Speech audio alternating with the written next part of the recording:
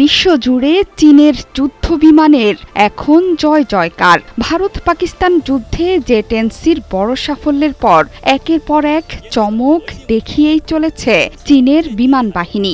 এবার দৃশ্যপটে হাজির হলো নতুন এক যুদ্ধ বিমান, যা দেখে রীতিমতো চমকে উঠেছে পশ্চিমা শক্তি। চীনের অভ্যন্তরীণভাবে উৎপাদিত এই যুদ্ধ বিমানের নাম J-15T যুদ্ধ বিমান। এর মধ্যে চীনের সামরিক সক্ষমতায় নতুন মাত্রা যোগ করেছে এই যুদ্ধ বিমান। গত বৃহস্পতিবার প্রথমবারের মতো আত্মপ্রকাশ করেছে এই বিমান। ঐতিহাসিক ঘটনা ঘটেছে চীনের বিমানবাহী রণতরী শ্যানডংয়ে। রণতরীটির বহরে আছে অত্যাধুনিক J-15 ফাইটার জেট। রণতরীটি হংকংয়ের দিকে যাত্রা করেছে সম্প্রতি। হংকং উপকূলে টানা 5 দিন টহল দিয়েছে এই এয়ারক্রাফট ক্যারিয়ার। রণতরীতে থাকা নতুন এই ফাইটার জেট J-15T এখন আলোচনার কেন্দ্রবিন্দুতে।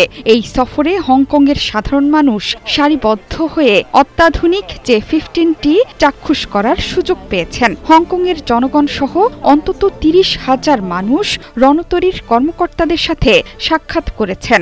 এই রণতরীতেই আছে J-15 উন্নত সংস্করণ J-15T যুদ্ধ বিমানের একটি বহর। সর্বাধুনিক ক্ষেপণাস্ত্র বহনে সক্ষম এই J-15T চীনের সমর ভাণ্ডারের অন্যতম প্রধান অস্ত্র হিসেবে আবির্ভূত হয়ে সবাইকে তাক লাগিয়ে দিয়েছে এরই মধ্যে। বিশেষ করে চীন সাগরে আধিপত্য ধরে রাখা ছাড়াও তাইওয়ান, হংকংকে চলমান ভূ রাজনৈতিক উত্তেজনার মাঝে নতুন এই যুদ্ধ বিমানের উপর নজর রাখছে পশ্চিমারা। হংকং উপকূলে টহলরত বিমানবাহী রণতরীতে আছে বিভিন্ন ধরনের রণতরী এবং যুদ্ধজাহাজ। এবারের টহলের বিশেষ আকর্ষণ, প্রথমবারের মতো এই বহরে বিমানবাহী যুদ্ধ বিমান J-15T'র যুক্ত হওয়া। ফ্লাইং শার্ক হিসেবেও পরিচিতি পাচ্ছে এই যুদ্ধ বিমানটি। 2 ইঞ্জিন বিশিষ্ট এই যুদ্ধ বিমান স্বল্প দৈর্ঘ্যের রণতরীর রানওয়ে থেকে সম্পূর্ণ পেলোড সহ উড্ডয়ন এবং অবতরণে সক্ষম। এতে আছে উন্নত রাডার ব্যবস্থা। সাম্প্রতিক সময়ে বড় ধরনের এক যুদ্ধ হয়ে গেছে ভারত পাকিস্তানের মধ্যে। পাকিস্তান ভারতের যুদ্ধ বিমান রাফাল ভূপাতিত করেছিল, আর রাফাল নামাতে ইসলামাবাদ ব্যবহার করেছিল চীনা যুদ্ধ বিমান। সেই যুদ্ধ বিমানের নাম J-10C।